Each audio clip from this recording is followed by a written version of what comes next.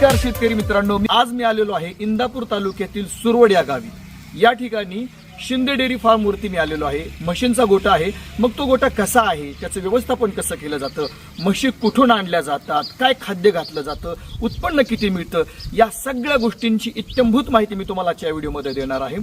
जास्त वेळ वाया न घालवता आपण तिथे जाऊयात, गोठ्याच्या ओनरला भेटूयात आणि जाणून घेऊयात सगळ्या प्रश्नांची उत्तरं. परंतु व्हिडिओमध्ये पुढे जाण्यापूर्वी तुम्ही व्हिडिओला लाईक करा, चॅनलला सबस्क्राईब करा. चला तर शेतकरी मित्रांनो, हा आहे पैलवान रोहित भैया शिंदे यांचा शिंदे डेअरी फार्म, हा मुक्त गोठा. आणि मित्रांनो, तुम्हाला तर माहितच आहे की जर्शा गायींचा मुक्त गोठा आपल्याला जास्तीत जास्त पाहायला मिळेल, परंतु म्हशींचा मुक्त गोठा मी पहिलाच पाहतोय. तुम्ही पाहिलाय का नाही कमेंट मध्ये सांगा. आणि ह्या गोठ्यामध्ये कशा म्हशी आहेत, कुठून आणलेल्या आहेत, हे सगळं तुम्हाला मी सांगणार आहे. माझ्या बरोबर आहेत या ठिकाणी या गोठ्याचे मालक रोहित भैया शिंदे. नमस्ते. स्वागत आहे तुमचं कृषी सल्ला युट्यूब चॅनल मध्ये. तर रोहित भैया, आपण जरा थोडक्यात आपला परिचय. पैलवान रोहित शिंदे, मुक्काम पोस्ट सुरवड, तालुका इंदापूर, जिल्हा पुणे. आणि दादा आपलं नाव काय? नमस्ते, माझं नाव रणजित राजाराम शिंदे, राणा सुरवड, तालुका इंदापूर, जिल्हा पुणे. आणि शेतकरी मित्रांनो, यांना तर सगळेजणच ओळखतात, तरी सुद्धा आपण त्यांचा परिचय करून घेऊयात. सर, आपका परिचय दीजिए. नमस्कार शेतकरी बंधुओं, मेरा नाम सुमित पानू है. अपने सुमित पानू के नाम से ही अपना हरियाणा जींद जिले में डेयरी फार्म है. अपना निरंतर प्रयास चल रहा है महाराष्ट्र में जितना हो सके पशुधन भेजने का, और मेन फोकस अपना मुर्रा पे ही है. क्यों, पूरे ऑल वर्ल्ड की सबसे फेमस भैंस है जो सबसे ज़्यादा प्रवृत्ति है. इधर भी 3 साल से भैंस आ रही है. जिस भी भाई को भैंस लेनी है तो अपने से संपर्क कर सकते हैं.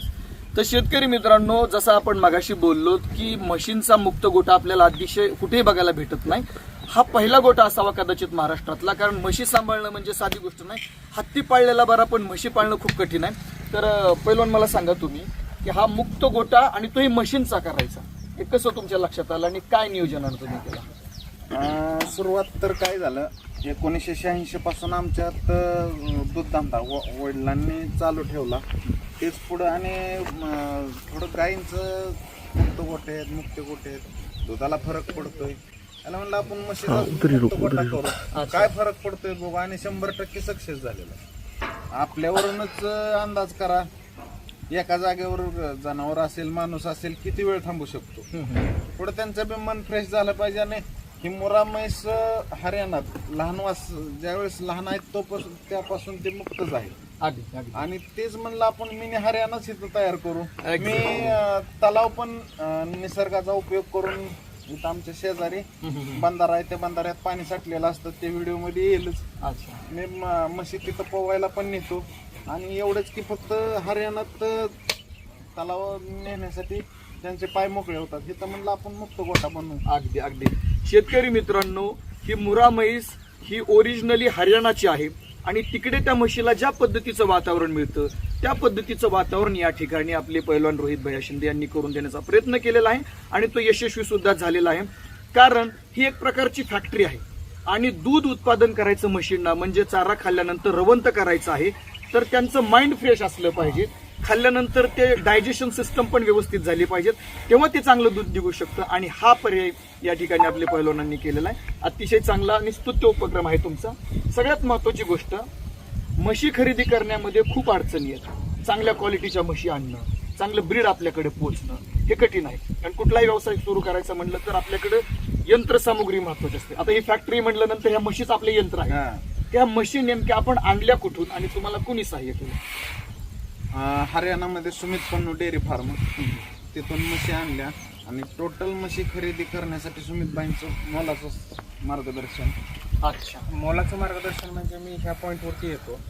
समजा आपण एखादा शेतकरी मित्र जर सुमित भैयाकडे गेला आपण म्हशी खरेदी करायला, तर आपल्याला एखादी म्हैस जर पसंत पडली, आता तुम्ही आपल्या गोट्यामध्ये जर सगळ्या म्हशी बघितल्या, प्रत्येक म्हैसी सुमित भाईंनी स्वतः टेस्ट केलेली आहे. टेस्ट म्हणजे 3 टाइम स्वतः त्यांनी बसून दूध पिऊन बघितलेलं आहे. जर आपल्याला एखादी म्हैस आवडली, आता समजा आपल्या महाराष्ट्रातले लोक गेले, आपल्या इकडल्या लोकांना गावठी म्हशी, पंढरपुरी म्हशी, ह्या म्हशींची जास्त आवड आहे. कारण आपण काय बघतो, त्या म्हशीचं रूप बघतो. सेम तसं जर आपण हरियाणामध्ये गेलं तर म्हशीचं रूप फक्त आपण बघतो, दिसण्यावर जातो.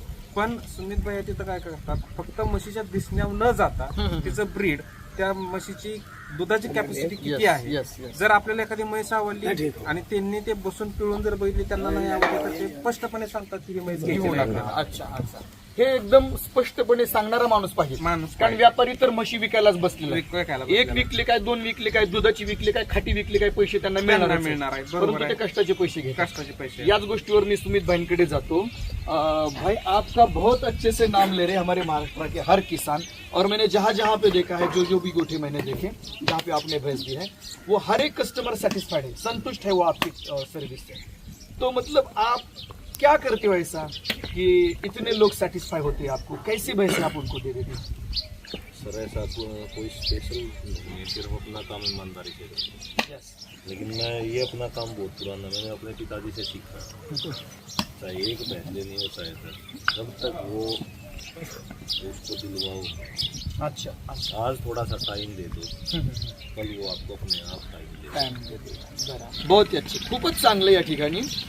मी वारंवार जेव्हा जेव्हा सुमितभाई पन्नूंना भेटलो त्यावेळेस माझ्या लक्षात आलं की त्यांचा फोकस हा फक्त परत परत रिटर्निंग कस्टमरवरती है. जैसे आपने कहा कि अगर एक कस्टमर को आप अच्छे से भैंस दोगे और वो बाद में आपकी माउथ पब्लिसिटी भी करेगा और आपका बिझनेस बढ़ता ही रहेगा और हमारे यहाँ के किसानों का भी बिझनेस बढ़ता रहेगा. खरंच मित्रांनो, खूप चांगले या ठिकाणी सुमित भाईंनी त्यांना म्हशी दिलेल्या आहेत. साधारणपणे किती म्हशी आहेत आणि किती दूध आपल्या गोठ्यातून? आता 30 म्हशी आहेत टोटली. त्यातल्या एक 8-9 म्हशी गाभण आहेत. आता दूध बंद आहे, तरी आता 250-300 लिटर दूध आहे. वा, छान. आणि आता तुमचे हे बंधू आहेत, तुम्ही तर हे व्यवसाय बघताच आहे, पण तुम्ही काय मदत करू लागताय काय ब्रदर्सना? हो, कारण स्वतः मी IT इंजिनियर आहे आणि लहानपणापासून आमचा दूध व्यवसाय असल्यामुळे सुरुवातीला आपल्याकडे लोकल म्हशी होत्या सगळ्या. आणि त्यावेळेस आपला घरापाशी गोठा होता, हा आता सध्या आपण शेतामध्ये केलाय.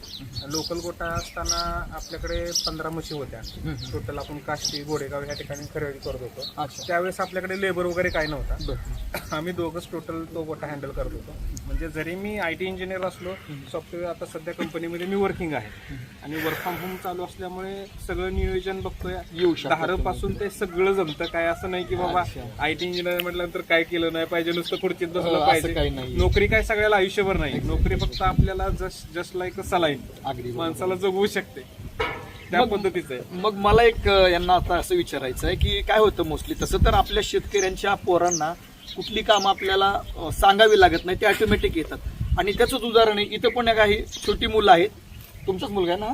आता ह्या सगळ्या गोष्टी ऐकून, इथलं सगळं बघून, ह्या सराउंडिंग मधनं ऑटोमॅटिक तो सुद्धा शिकणार आहे. बरोबर. मला तुम्ही एक सांगा, खरंच सॅटिस्फिकेशन नोकरीमधून मिळते जास्त का शेतीमधून मिळते? सॅटिस्फिकेशन शेती आणि शेतीच्या रिलेटेड जोडधंदा.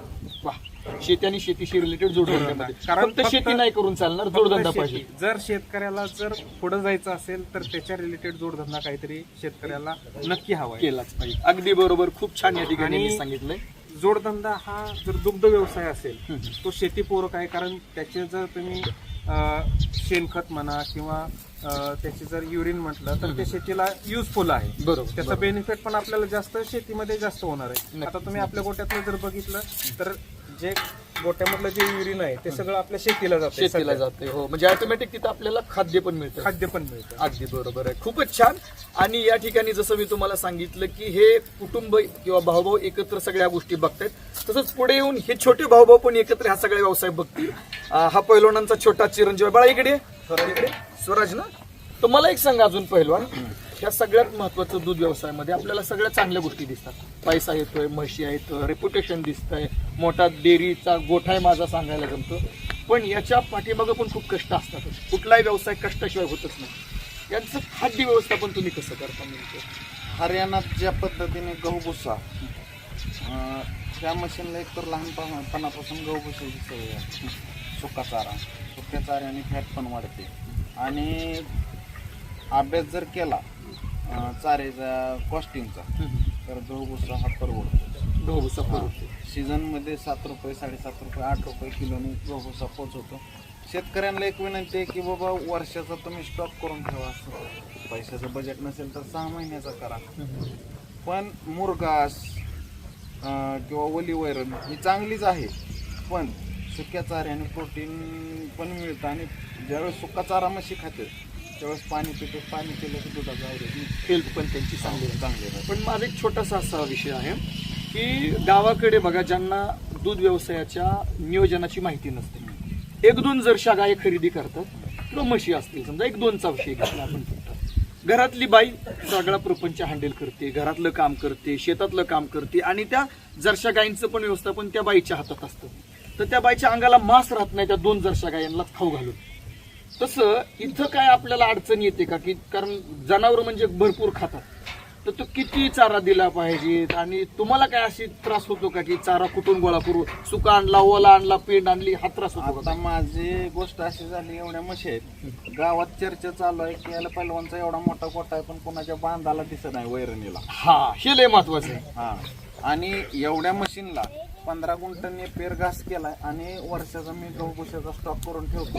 मी लेबरलाही त्रास देत नाही किंवा मुरघास काढा किंवा गोट्याला चिटकून तुम्ही व्हिडिओ मध्ये दाखव चालत.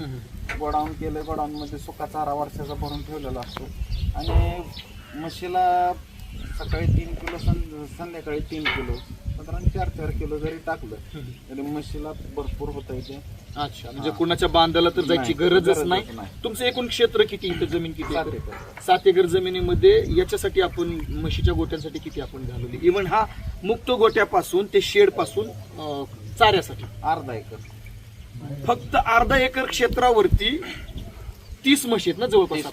30 म्हशी सांभाळल्या जात आहेत. जे कोणी म्हणतं ना की लय खायला लागते, ह्याच्या बांधाला जा, त्याच्या बांधाला जा, थोडंसं नियोजन जर चांगलं केलं तर हा दूध व्यवसाय अतिशय उत्तम दर्जाचा होऊ शकतो. तर मला एक सांगा की हा जो मुक्त गोटा आहे आपला, हा किती क्षेत्रामध्ये आहे, किती जमीन ह्याच्यामध्ये आपण आखली? आता जर तुम्ही बघितलं सध्या व्हिडिओमध्ये पण तुम्हाला बघायला मिळेल मुक्त गोटा प्लस चाऱ्यासाठी गोडाऊन आणि शेड आणि नेपियर घास. नेपियर घास आपला 15 गुंठ्यामध्ये आहे आणि बाकीचं जे आहे ते टोटल 15 गुंठ्यामध्ये आहे. आता आपल्या गोट्यामध्ये 30 म्हशी आहेत, पण आपण गोटाच ऑलरेडी असा बनवलेला आहे की इन फ्युचरमध्ये आपण अजून 2 लॉट टाकणार. म्हणजे आता सध्या 50 म्हशीचा गोटा आणि मुक्त गोटा हे दोन्ही आपलं रेडी आहे. प्लस गोडाऊन पण आपण असं बनवलंय की 50 म्हशीचा सुक्का चारा त्याच्यामध्ये वर्षाचा कॅपॅसिटी बसू शकतो, वर्षभराचा पूर्ण.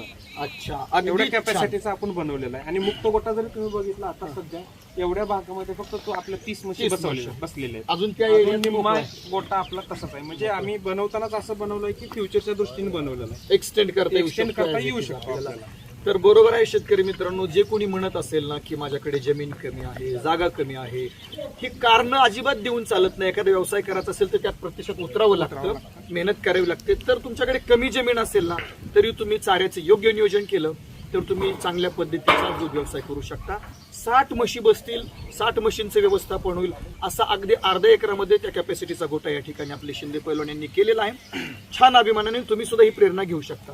त्याचबरोबर मला पैलवान साहेब सांगा की ह्या गोठ्याचं जे टायमिंग असतं, मॅनेजमेंट असतं, रुटीन असतं म्हशींचं, कारण रुटीन शिवाय कुठल्याही गोष्टी होत नाहीत. जसं तुम्ही पैलवानकीच्या क्षेत्रामध्ये सुद्धा रुटीन न केलं तर शरीराला सगळ्या गोष्टी लागतात, हेल्थ राहते, त्यांची पण हेल्थ महत्वाची.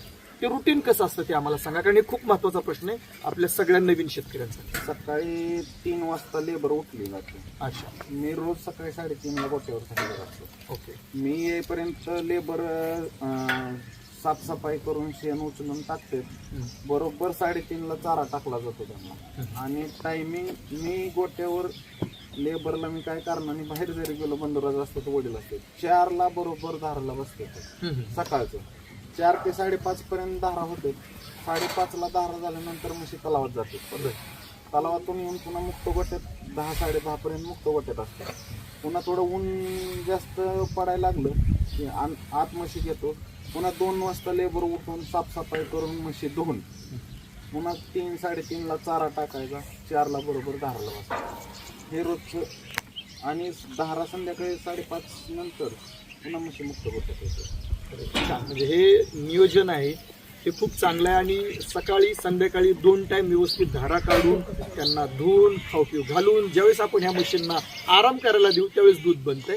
अजून एक प्रश्न या ठिकाणी आपण हे IT इंजिनियर आहेत म्हणून त्यांना विचारूयात की तुम्ही पण याच्यात लक्ष घालताय, बरोबर. तर जे इकॉनॉमिकली ज्या गणित आहे तिथली पैशांची ती व्यवस्थित जुळतात का? उत्पन्न आणि खर्च याचा ताळमेळ जुळतोय का? किती उत्पन्न आपल्याला डायरेक्टली? आता सरासरी जर आपण बघितलं, सध्या आपल्या जे म्हशी आहेत टोटल आता सध्या 8 ते 9 म्हशी गाभण आहेत आपल्या. म्हणजे ते आता सध्या दुधावरती नाही.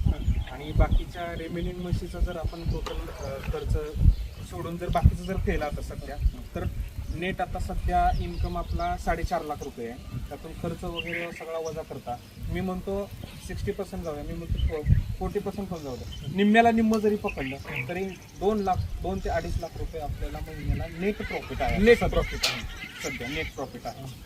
आणि याच्यामध्ये कसं आहे, आता आपल्या इकडल्या लोकांचा समज कसा आहे, आपण एखादा बिझनेस टाकला, आता हा थोडक्यात आपण बिझनेस म्हणून जरी बघितलं, बिझनेसच आहे हा. हा. याला बिझनेस म्हणून जर नाही बघितलं तर मग अर्थ नाही. अर्थ नाही. आणि आपल्याकडचा समज कसा आहे लोकांचा, की आपण चला एखादा बिझनेस टाकला तर लेबर आहे, लेबर सगळं हँडल करतो.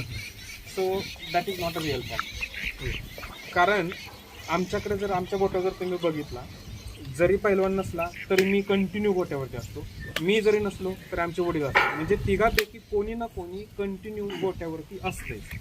म्हणजे लेबर तर त्यांचं काम करतच असते, पण आपला माणूस स्वतः पाहिजे त्यावेळेस बिझनेसमध्ये सक्सेस आहे. अगदी बरोबर. आणि त्यावेळेस आपल्याला प्रॉफिट पण दिसतं. प्रॉफिट जर प्रॉफिट पाहिजे असेल तर लक्ष देणं नियोजन गरजेचं आहे, पाहिजे, नियोजन आणि पाहिजे. स्वतःचं लक्ष पाहिजे. म्हणजे प्रॉफिट आहे. आता बरेच लोक म्हणतील की बाबा म्हशी आणायच्या, त्याचा चारा परवडत नाही, वैरणीवारीच आपण घ्यायला आलो, म्हणजे आपल्या हो, महाराष्ट्रात होतं, होतं असं. पण तसं अजिबात नाही. ह्याच्यामध्ये 100% प्रॉफिट आहे. अच्छा. जर प्रॉफिट नसतं तर आम्ही याच्यामध्ये इन्व्हेस्ट केलंही केलं नसतं, नसतं. आणि एक्सटेंड इन फ्युचर साठी आपण 60 म्हशी Planning केलं नसतं. त्यांनी पण केलं नसतं. अगदी अगदी बरोबर आहे. खूपच छान माहिती दिली. कारण सगळ्यात महत्वाचं, कुठल्याही व्यवसायातून एखाद्याला नोकरी जरी लागली ना तर आपण म्हणतो पगार किती. पगार किती आहे, बरोबर. एखाद्यानी चांगलं पीक घेतलं तर म्हणतो अरे पैसे आले किती. आले की सगळ्यात मेन महत्वाचा प्रश्न असतो की कुठल्या व्यवसायातून येत आहेत किती. आणि हे आलेले उत्पन्न या ठिकाणी आपल्याला बरोबर सांगितलंय 2.5 लाखांपर्यंत नेट प्रॉफिट आहे. 4-4.5 लाखापर्यंत कदाचित जर 50% म्हणले तरी तेवढं कलेक्शन होत असेल. खर्चाला जाते, पण महिन्याला 2-2.5 लाख रुपये आपल्या शेतात राहून, आपल्या घरी राहून, ना कुणाच्या बांधल्या, ना कुणाचा आपल्यावरती दबाव नसतोय. बॉस आपण आपला स्वतःचाच आहे. हा अतिशय चांगला व्यवसाय एखाद्या नवीन आणि उद्योजक करू मी शकतो. तुमच्या ह्याच पॉईंट वरती येतो. हा फक्त मी दुधाचा इन्कम सांगितलं तुम्हाला, बरोबर आहे. ह्यातून मी अजून शेणाचं पकडलं नाही. बरोबर. आपल्या रेड्यांमधून म्हणजे मशीन मधून ज्या रेड्या तयार झाल्यात, आता आपल्या गोट्यामध्ये जर बघितलं तर टोटल आता सध्या 13 रेडी आहेत बरोबर. नवीन, ज्या की नेक्स्ट लॅक्टेशनला वर्षभरामध्ये ते तयार होऊ शकतात. मॅच्युअर्ड होते. म्हणजे त्याचा पण बेनिफिट आहे, शेणाचा पण बेनिफिट आहे. आणि आम्ही नुसतं दुधाचंच इन्कम न घेता आम्ही त्याच्यापासून सध्या तूप पण चालू केलेलं आहे. बरोबर. तुपापासून पण जास्त बेनिफिट होतोय आपल्याला.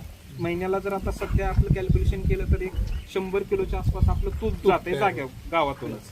700 रुपये किलोनी सध्या आपलं जाते. म्हणजे त्याच्यामधून पण जास्त बेनिफिट आहे आपल्याला जर बायफोड. आम्ही इन फ्युचर मध्ये अजून थोडंसं पनीर ह्या गोष्टीकडे पण अजून वळू शकता तुम्ही. कन्वर्ट होणार आहे. पण फक्त दुधाचाच मी तुम्हाला इन्कम सांगितला, त्याच्यामधून शेणाचा आहे, अगदी बाकी बराच अजून आहे. मी थोडक्यात अजून एक प्रश्न विचारतो की माणसं आलेलं सांगतात, गेलेलं सांगत नाही. बरोबर आहे, आनंद सांगायला बरं वाटतं, दुःख सांगायला नको वाटतं. बरोबर आहे. तर याच्यात जशी जर्शा गायींच्या व्यवसायामध्ये त्यांचे आजार वगैरे, तर म्हशींना काय आजार असतात का? आजार थोडेफार दर्शनला 100% असतील तर ह्यांना 10 ते 15%. 10% म्हणजे अगदी नगण्य नसल्यासारखे. हा. मग त्याच्यासाठी जास्त काही खर्च येत नाही म्हणायचं. दुसरी गोष्ट एक आणखीन की म्हशी गाभण राहणं न राहणं ह्याच्यासाठी काय करताय तुम्ही? मुळात मिनरल मिक्सचर कंटिन्यू जर चालू असेल, आणि दुसरी गोष्ट मशीन मोकळ्या जर असतील, वेळेवर माझा येणं, आणि आपल्याकडे ब्रिडिंगसाठी हाल्या सांभाळलेला आहे. त्यामुळे स्वतःच सांभाळायला. काय अडचणच येत नाही. सुमित जी, मुझे आपको एक सवाल पूछना है कि जैसे आपके हरियाणा में भैंस का मैनेजमेंट होता है, उनको एक क्लाइमेट मिलता है, as it is climate Maharashtra में मिल रहा है आपके हिसाब से? मिल रहा है सर, ये मिनी हरियाणा बन चुका है. अच्छा, ये मिनी हरियाणा बन चुका है. हरियाणा में जो चीज़ है ना, कम छोड़ो कुछ ना कुछ ज़्यादा पैसे दिखाई दो. अच्छा, तभी तो मैं मिनी हरियाणा बोल रहा हूँ. Very good very good. मतलब आप सेटिस्फाइड हो यहाँ पे जो भी मैनेजमेंट होता है? 100%. अब आपको एक सवाल पूछना तो बनता ही है. जर महाराष्ट्रामध्ये हरियाणातल्या म्हशींना हवं तसं मॅनेजमेंट होतंय, हवं तसं क्लायमेट मिळतंय, तर आपल्या शेतकऱ्यांचा एक प्रश्न असतो की हरियाणाच्या म्हशी तिथं जेवढं दूध देतात तेवढं महाराष्ट्रामध्ये देत नाहीत. क्या आप यहाँ पे जो भैंस अभी इनकी दूध दे रही है वो सेम उतना दूध दे रही है या कम ज्यादा हो रहा है यहाँ पे? सर अगर उतना छोड़ दो, ये कम दे रही है चीज, तो मैं इधर आ पाता है। ये भी सही है, मैं पहलवान बाजू में खडे आहे. पहलवान जी हैं. अगदी बरोबर आहे. जर तेवढं दूध देत नसत्या म्हशी, कारण एक लॉट जवळजवळ 10-15 लाखाचा असतो आणि एवढा लॉट जर फेल गेला तर कुणीही माणूस आहे त्या व्यावसायिकाला, तिकडल्या व्यापाऱ्याला परत इकडे बोलवू शकत नाही. आणि आज 30 म्हशी घेतलेल्या आहेत, यांना इथं बोलवलंय आणि पुढे जाऊन आणखी 30 म्हशींपर्यंत वाढवण्याची यांचा मुद्दा आहे. 30 बिन 100 बी करू 100 बी. तुमचं काय म्हणणं आहे? ज्या प्रकारे आपण तिथं जसं दूध पिळून घेतलं 3 टाइम, त्याच प्रकारे आपल्याला इथं दूध त्या पद्धतीने मिळतंय. तिथल्यापेक्षा इतर रिझल्ट आपल्याला जास्त चांगला सुद्धा मिळाला. आलेला आहे. म्हणजे याच्यात विषय असा आहे की केल्याने होत आहे रे, आधी केल्याची पाहिजे. कारण काही लोकांना असं असतं की नाही शक्य व्हायचं, इतक्या लांबच्या आणायच्या, 1.5 लाखाची म्हैस आणायची, हे रडगाणं करण्यापेक्षा प्रयत्न करणं गरजेचं आहे आणि योग्य मॅनेजमेंटनं प्रयत्न करणं. आणि दुसरी गोष्ट राहिली, सुमित शेटला पण विचारा, काय लोक म्हणत असतील फक्त पहिलवानच तूप खातो, मी मशीनला तूप देतोय, समोर विचारा. वा वा, छान. म्हशींना तूप देत आहे. गाभण काळामध्ये मशीनला मी तूप देतोय, समोर विचारा. छान. प्रत्येक म्हशीला आपण 250 ग्रॅम त्या मापाने प्रत्येक आठवड्याला 6व्या महिन्यापासून ते 9व्या महिन्यापर्यंत गाभण असताना आपण 250 ग्रॅम तूप हे देतोय. कारण त्या तुपाचा रिझल्ट लोकांना ती म्हैस वेल्यानंतर मिल्किंग मध्ये दिसून येतो. अगदी ताकद असेल अंगावरती तर चांगलं दूध येईलच. याच अनुषंगाने मी एक प्रश्न विचारतो. पहिलं, आपल्याकडे आता या जेवढ्या 30 म्हशी आहेत त्यातल्या जसं सांगितलं की 6-7 गाभण आहेत, तर हायेस्ट मिल्किंगची म्हैस कोणती आहे आणि ते आपल्याला म्हशी पण आतमध्ये नेऊन चला दाखवा आपण जरा. बघूया. मित्रांनो, एकदा माझ्या मित्राकडे कोल्हापूरला भेटायला गेलतो, बांबवड्याकडे. तिकडे आम्ही म्हसाईच्या पठारावर गेलतो. तिकडे गवरेडे होते. गवरेड्याला बघून आम्ही इतकं पळालो होतो, जवळजवळ 5 किलोमीटर नुसतं पळत होतो आम्ही. दुसऱ्या दिवशी उठाय आलं नाही. आज ह्या गवरेड्यासारख्या मशीनमध्ये आलोय. किती मोठ्या म्हशी आहेत बघा ना, आपल्या हाईट इतक्या जाड आणि उंच मोठ्या म्हशी आहेत. नक्कीच ह्या दूध जास्त देत असतील. मग विचारा त्यांना की नेमक्या दूध देणाऱ्या म्हशी किती आहेत, ही म्हैस किती दूध देते पहिलवान? सगळ्यात शिंदे डेअरी फार्मची टॉपची म्हैस 21 लिटर दूध आहे. वा वा, आणि किती लाडकी आहे बघा. 21 लिटर दूध देते म्हणून तिचा लाड. लाड असाच आमचा लेबर आहे नागेंदर, त्यानं त्या कोपऱ्यात आवाज देते, तिच्या मागे पळते. वा, छान. त्यानंतर आणखीन कुठल्या कुठल्या म्हशी? बरं, ही किती व्याताची आहे? आता तिसऱ्यांदा वेली माझ्याकडे. विकायची आहे का? नाही विकायची नाहीये, ही सांभाळायची. बरं. आणि नाही, हा लय झटक्यात प्रश्न. इथं 2 म्हशी शेजारी बघू शकता तुम्ही. हा. हे मेंढा म्हैस बर. 22-23 लिटर मिल्क कॅपॅसिटी आहे, पण मी आता ह्या लॉट मध्ये नवीन खरेदी आहे. आता लाईव्ह मिल्किंग हिचं 20 लिटर आहे. चे बघू शकता, हा. शिंग मेंढा टाईप आहेत. तर ही, आणि ही किती देते? हिला 18 लिटर दूध आहे. तुम्ही सडाची रचना बघू शकता, हो हो. कासाची ठेवण बघू शकता. ही पण मोठी 20 म्हैस आहे. लिटर दूध. 20 लिटर दूध. हा. आणि जनावर खूप गरीब आहेत बघा मित्रांनो, की आपल्याकडं व्यसन घातल्याशिवाय मशीनला धरायची पंचायत. आपल्या म्हशी जर म्हणलं ना तर बैलासारखी व्यसन घालावं लागते. इथं मुरकी सुद्धा नाही तर व्यसनची गोष्ट लई लांब आहे. पहिलं तुम्ही मगाशी सांगितलं मला की तुम्ही 6 महिन्याची गाभण असताना म्हैस तिला 200 ते 250 ग्रॅम तूप देताय आठवड्यात एकदा. त्याचा रिझल्ट काय तुम्हाला वेगळा जाणवलेला? हे समोर रिझल्ट आहे. म्हशीला दुधाला वाढ आणि म्हशीच्या पोटामध्ये जे वाढणारं बाळ आहे त्याची वाढ मोठ्या प्रमाणात. ही किती महिन्याचं? 7 ते 8 महिन्याची. आणि विशेष म्हणजे मेंढा जन्माला आलेली आहे. बरं. हा. बघू शकता तुम्ही. आणि ही 7 ते 8 महिन्याची आहे फक्त. तर हा. एवढी हाईट पण झाली. हा. ही लवकरच म्हणजे 1 वर्ष 1.5 वर्षात. तर ही किती वर्षात येईल ही गायला? साधारण लागू होईल तरी 2 वर्ष घेतातच. 2 वर्ष परफेक्ट चांगली मॅच्युअर. हो. पण तोपर्यंत हिची हाईट, लेंथ तुम्ही आताच बघू शकता. हिची हाईट, लेंथ आणि ब्रीड काय क्वालिटीचं आहे ते. बरोबर. सगळ्या म्हशीत हा.